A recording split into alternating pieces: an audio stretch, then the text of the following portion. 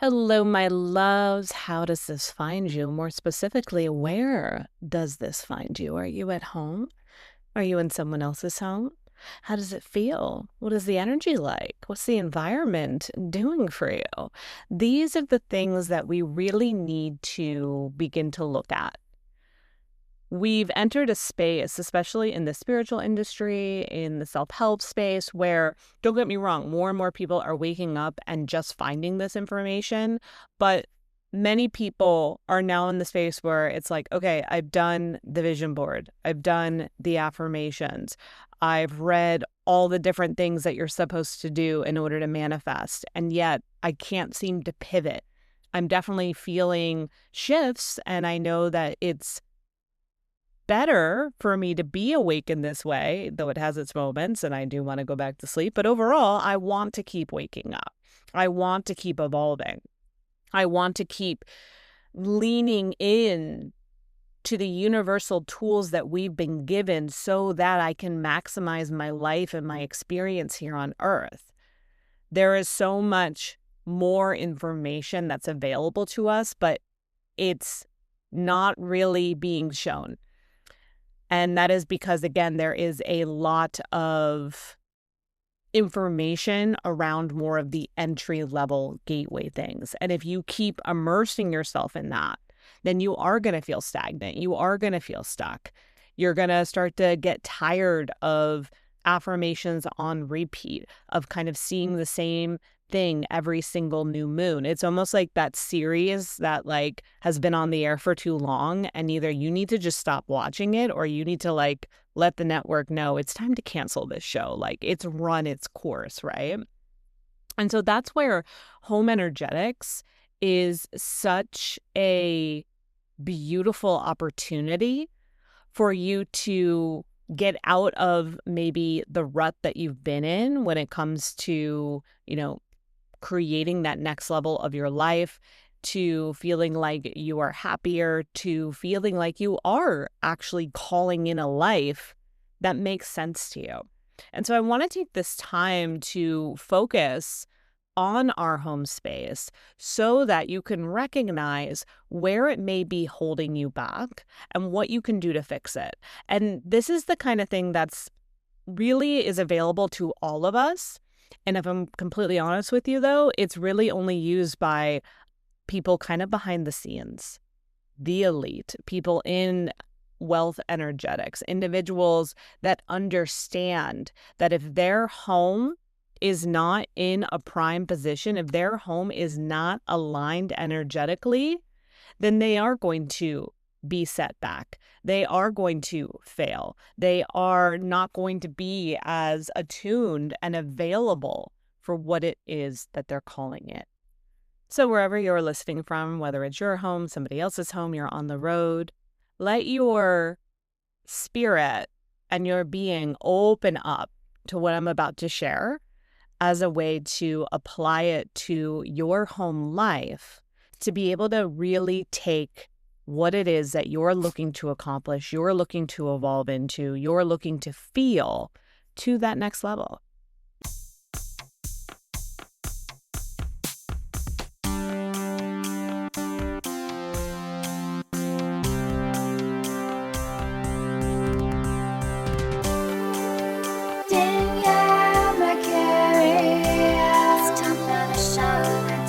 Welcome to the show, Danielle Mercury. Welcome to the show. Welcome to the show.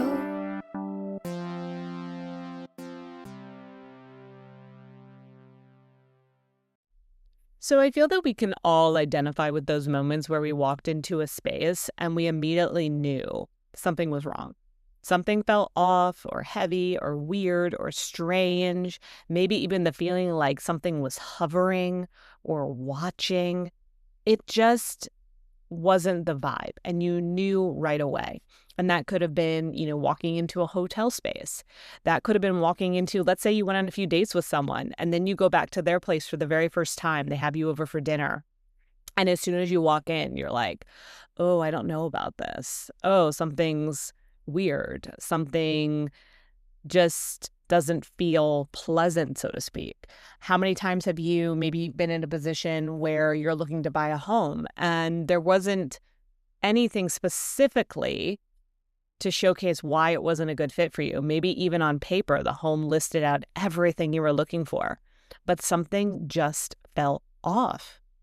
And that has to do with the energy of the space. We're not going to go too much into it in this episode. It could be spirits. It could literally be haunted, or it could just be the programming of the home.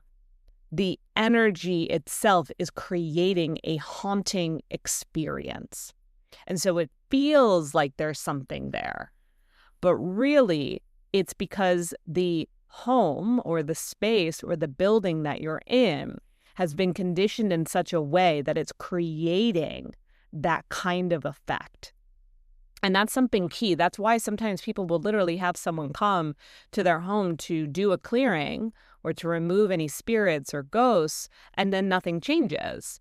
Well, maybe because there was never any spirits to begin with. Maybe it was because the home itself wasn't properly set up, and because of that, it was creating a response that you were not feeling good about.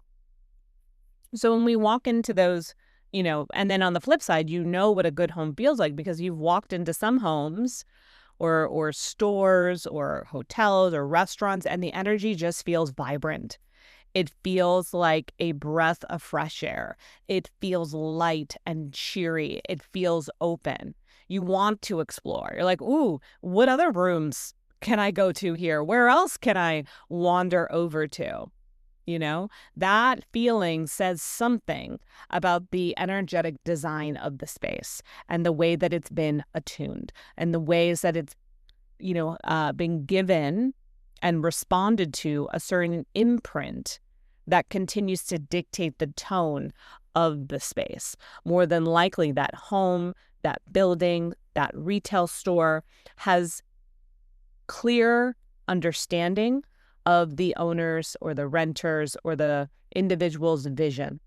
The intentions are clear. And because of that, it radiates throughout the space. So here are some things that we want to realize when it comes to our home, right? Just like we use different tools in the spiritual industry, like a crystal, like going to yoga class, right? There are all these instruments or tools that we can use. And one thing that we have to realize is that our physical spaces are also instruments. And our physical spaces can influence a relationship, your creativity, the way that you're able to focus, and the type of money that you bring in and also are able to sustain and manage. Now, one of the key spaces that you want to hone in on, and here's the thing with home energetics, it's an evolving process. I would never expect anybody to have their home completely recalibrated in a day.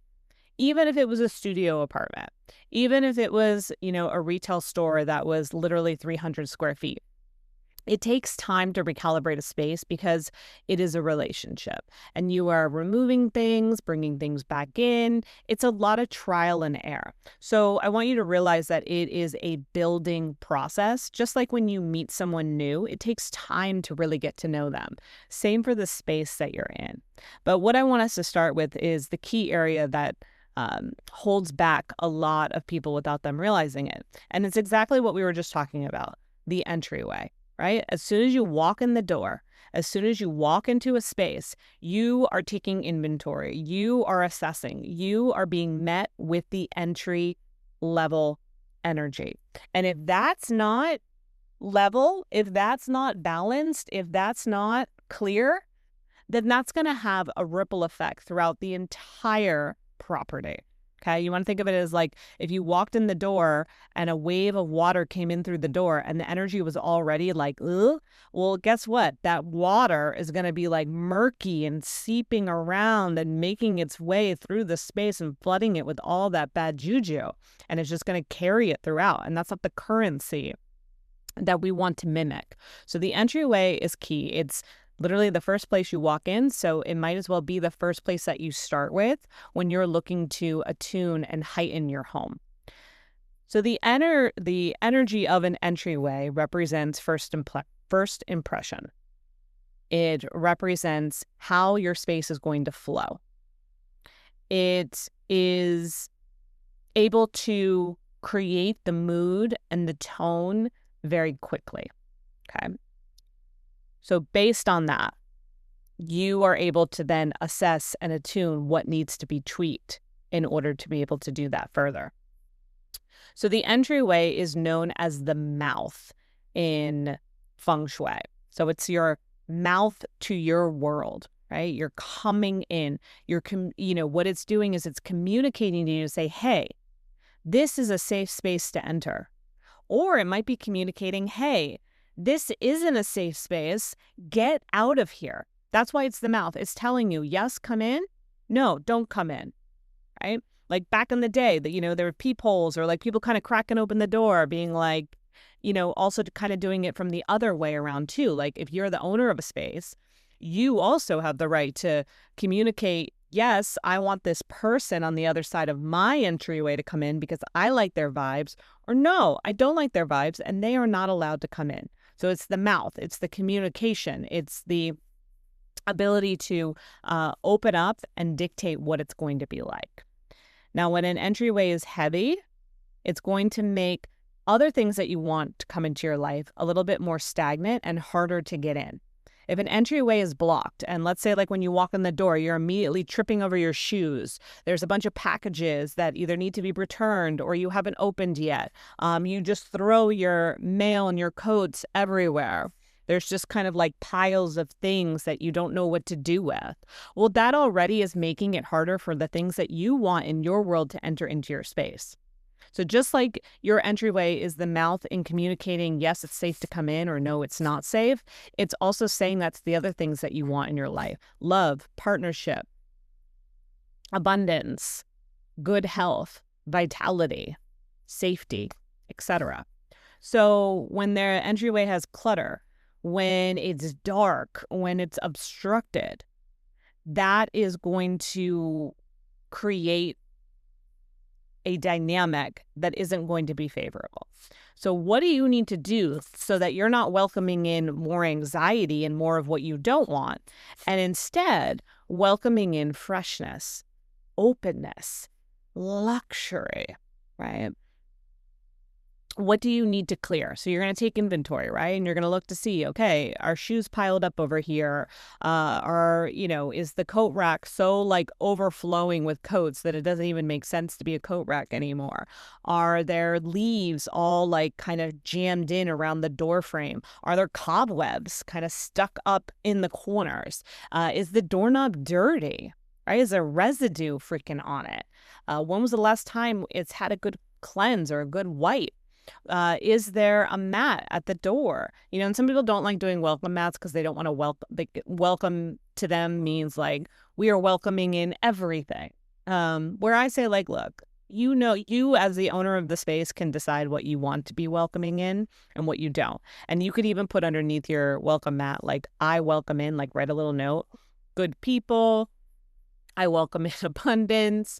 I welcome in joy, I welcome in happiness, I welcome in safety. Or you can just get another kind of mat that makes you feel good, that doesn't have a word on it or anything. Like I technically, my welcome mat is just a bunch of forest mushrooms that are really cute and colorful. And it makes it feel very grounding coming into my space, because my space, the feeling that you get is very grounded, very rooted, very earthy. So really, you just want to be looking for things that set the tone of the space, that feel inviting, that feel fresh, that feel open. Look for shoe organizers, or maybe you decide, you know what? There's only a few pairs of shoes that I wear on a regular basis. They can be up front at the entryway because they're dominant. Whereas like, do I really need these black heels that the last time I wore them was at a wedding, or the last time I wore them was, the monthly meeting where I meet with my boss? Maybe they go in your closet, right? So you're going to do some inventory around what's there, and then also do some cleanup as well. So then once you kind of get your entryway space set, You also want to kind of like open and shut the door and just kind of like clear out anything that doesn't belong here anymore. Welcome in everything that does and just assess the flow. And even just, it might feel silly, but do a couple trial and errors, like walk out the door and then walk in and notice how you feel. Walk out the door. When you walk back in, say, hello, home. Hello, it's me. Like I do it all the time. I'm like, hi. Hi, where you been? What have you been doing? What have you been up to? You know, if you have an animal that comes to greet you, that's like a beautiful sign of your home has good flow and you're being greeted, right? And it's kind of, once again, signaling that mouth energy. And that's, again, why I like to communicate and say hello to my space, introduce myself to my space. I'm home, right? So that's one area that I think is really, really important. And the first step to elevating your environment really does start at the entryway. So I would get on that first.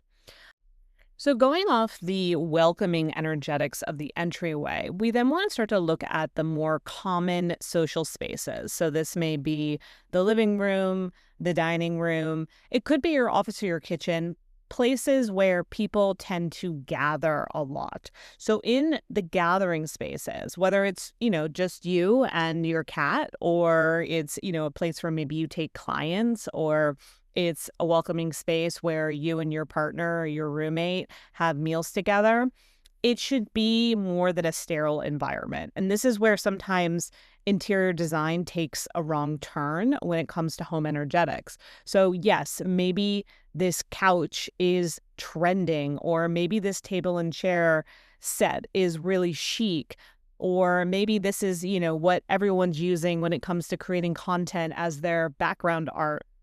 But I want you to ask yourself, does this piece of furniture, does this space show my personality? Does it have a life of its own? Is it also welcoming? When I walk into my living space, right? It's called your living space. Does it feel alive with my energy? Does it feel like an extension? And if you share your household, does it feel like it's an extension of us? So another common mistake that we see, not only sometimes interior designers are just going to focus on, and this is not everybody, but many will just focus on, this is what's trending. This is what's kind of in right now when it comes to design and furniture placement and, wall color, etc. And that's great. We want our homes to also evolve, right? Like if you walked into a space that was still set up, in the same style as, design in the early 90s, yeah, maybe it'd be cool for a moment, but then you'd be like, wait a minute, this kind of feels uncomfortable because the space hasn't grown, right? So we want the space to grow with us. But when we're doing that, we don't want to just be checking a box of like, oh, this is trending, or this is what I'm supposed to do. You're doing it because it feels like a representation of what your home should feel like. Also, it might take time. If you move into a new space, I recommend that you don't get everything up and going right away. Wait before you purchase new artwork. Wait before you get your accent pillows. Wait until you're really sure on where you want the TV to be before you start building out other furniture. So that's a key piece. And then also, if you are sharing your household, so the other common thing I see a lot is, one person kind of takes the reign on the decor and the design. How many of you grew up in an atmosphere that maybe just your mother created, or just one person created, or you were somebody's roommate and basically the whole place was theirs and your space was just your little room?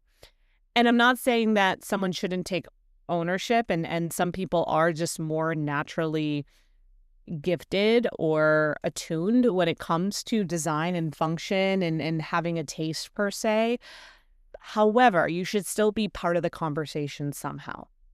You should still be in it, right? Like I would want my space to be integrated with my children if that were the case. Or even in my case, like I have a dog. So having a dog changes the personality of my space versus when I didn't have a dog.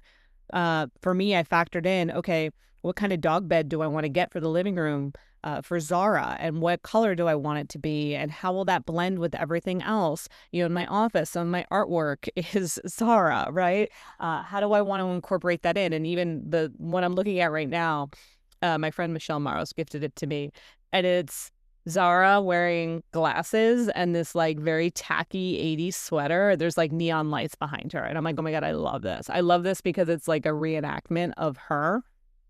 And it's fun and it's kind of quirky, which is my personality and kind of her personality too. So I'm like, I love this piece for us. Even in my office where I'm recording this, I have another dog bed and I have that positioned with like one of my yoga blankets. So it's taking her world and her needs and incorporating it in mine so it feels like it all flows together. So these are some things that you want to bridge in because it is going to have a bigger impact on the energy of your household. So don't be afraid to, ask your kids, give me, maybe you don't want a neon green pillow in your living room. Maybe you just say, hey, like I have it narrowed down to these 3 pillows. Which one do you like? Which one would you pick?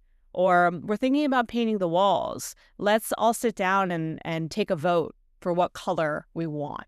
And that makes them feel involved as opposed to, oh, I just live here. I just live in this place and I can't wait to get out and I can't wait to move and I can't wait to buy my own stuff and put my own things on the wall, right?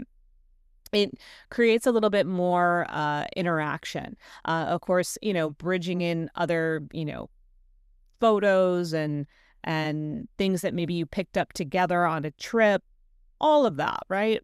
Bring that in and let it breathe. And then you'll know if it belongs there or not. And once again, that's going to amplify things because it's going to be this inviting, natural extension of who you are. And then when people come to visit or people are in this space with you, they're going to feel comfortable and they're going to feel like they know you on an even deeper level as well. Okay, let's talk about the third area or zone, if you will, of the house that could hold you back. These are the stuck energy zones where things get trapped. These are unused corners. These are rooms that you don't really go into very much. They could be the rooms that you avoid. It could be, just rooms that just literally like you shut the door and you don't even think about it. That can create trapped energy. So every space in your home is like a muscle. And if you ignore that muscle, what's going to happen? It's going to weaken the overall flow. So like if you were working out and you were only focusing on your legs, so you were just focusing on your quads, your calves, your hamstrings, well, you're going to build really strong legs. But if you never lift your arms or balance it out, eventually it's going to create what? An imbalance. And so that's what happens in our home when we underutilize some of our spaces. Now, I understand maybe you don't frequent a guest room very often if it's literally just meant for your guests, or maybe you don't go down to your basement if it's unfinished and it's just for storage. Totally understand that. Yet at the same time, it still needs to be factored in because it can create stress on the home and the overall inertia that it creates. Okay. And so what you want to do is just when like for example, let's say there's like a guest room that you never really use. Maybe whenever you are vacuuming, that's the day that you open up the door, you give it a little vacuum as well, you open up the windows and you just air it out. Or maybe you add a little chair to that guest room and that becomes your little reading nook where every now and then you pop in there to read a few chapters of your book. The basement, same thing. It's going down there and just intentionally airing it out, opening up the door, letting old energy that's been anchored down kind of wave up to help recirculate, because the basement is what? Holding the foundation of your entire house. And if it's just kind of getting stuffy down there, then that stuffiness is going to raise and then start to enter into and filter into the rest of your home. Same with the attic. Same thing. If that's all stuffy and blocked up there, well, then guess what? That's going to impact what's raining down on your home. So, be safe, be mindful with how you're going to do some of these spaces, but there's definitely some that, probably shouldn't be avoided as much as possible. And then with that too, like unused corners. So that happens a lot more than you would think. And then it kind of creates this openness, which is okay. But sometimes it might feel like there's a difference between an open corner that's meant to be open and an open corner that feels confused, right? Like it's like, oh, well, we don't know what to put there. Okay, that's fine in the beginning, but it's been 2 years. You still don't know what to put there? that's when you want to maybe bring someone in. Maybe that's when you want to take a photo and ask AI what makes the most sense for this. That's when you maybe want to even just go to your like local thrift store and be like, maybe we can just find like a lamp or some pieces that could, make this corner feel like it belongs again. And then also within that too, unused rooms, corners, things like that. You always want to just check for dust, cobwebs, because wherever dust gathers, that's also where old stuck energy gathers as well. A lot of times, dust is attracted to old energy. Dust is attracted to negative energy. Dust is attracted to the vortexes in your home that aren't circulating well. The dust gets trapped there. So by clearing the dust, you're also clearing trapped energy. So it's kind of like a win-win in that way. So, like I said, add a little maybe like reading nook to the guest room, maybe bring in some lighting in an area that just always kind of looks a little bit dark. It can definitely amplify the space and make it feel like your whole home is being used. That's why I recommend to people too that empty nesters that feel called to downsize. Well, yeah, there's a reason that you feel called to downsize, even if, technically it's not a cost thing and you could still afford to live in that home.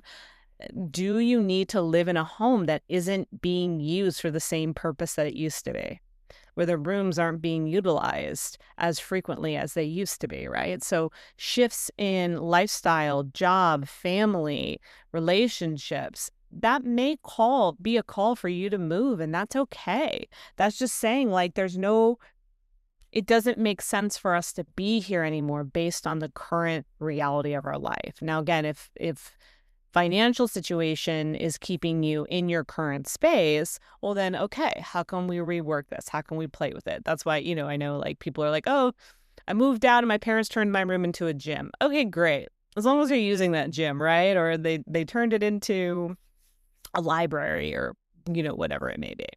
So those are some things to look at as well. Where is the quote unquote dead energy, stuck energy, stalled energy in your home because it's just literally not being used? All right, let's keep talking about the flow and another part 4, if you will, of things that hold us back in the flow of our home. And that's our transitional spaces. So we talked about the entryway space, but let's talk about the hallways, the stairwells, the landing. Those are often overlooked because essentially they are known as the home's conveyor belts. Okay, it's the conveyor belt where it's literally taking you from one room to the next. Think about you're watching TV. Okay, let's do it this way. You come home from work, okay? You walk through the door. I'm home. I cleared my entryway. I feel great. Now I'm going to go to my bedroom, change my clothes. Then after changing my clothes, I'm going to go to my kitchen and I'm going to make dinner. I'm going to make my dinner and then I'm going to go eat it in the dining room. And then after eating it in the dining room, I'm going to go to the living room and I'm going to watch the latest episode of Love is Blind on Netflix. Then when I'm done with that, I am going to go to my bathroom, take a shower, and start to wind down so that I can go to sleep.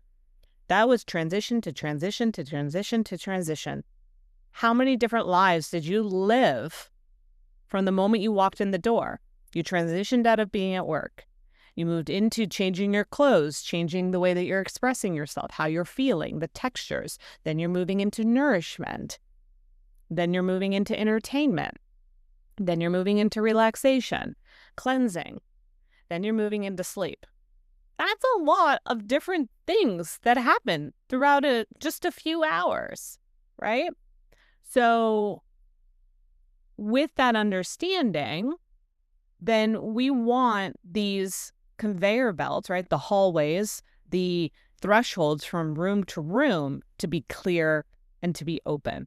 We want them to be able to regulate the flow of your home so that you can do these kind of day-to-day things with ease, and it's seamless and it's smooth and it's not clunky.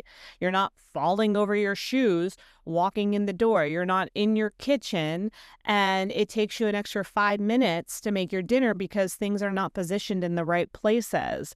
You're going to your living room and just, there's a part of you that feels like a little bit anxious when you're watching TV. It's if the spaces are not aligned with intention, then it slows down or makes our flow kind of funky, even just doing what should be simple daily evening tasks, right?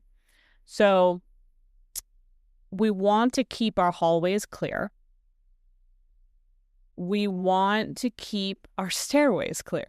Now, I know that's not always easy to do. So what I recommend, especially if you have a bigger home and you're kind of constantly going up and down the stairs, I like to have what I call a landing basket. Have a little basket that's like a catch-all of things that you want to bring upstairs, then bring them up, put them where they're supposed to be, and then put it at the top of the stairs. So if there's anything you want to bring downstairs, put it in the catch-all basket, bring it down. That becomes the transportation space. That way you're not adding clutter to the stairwell.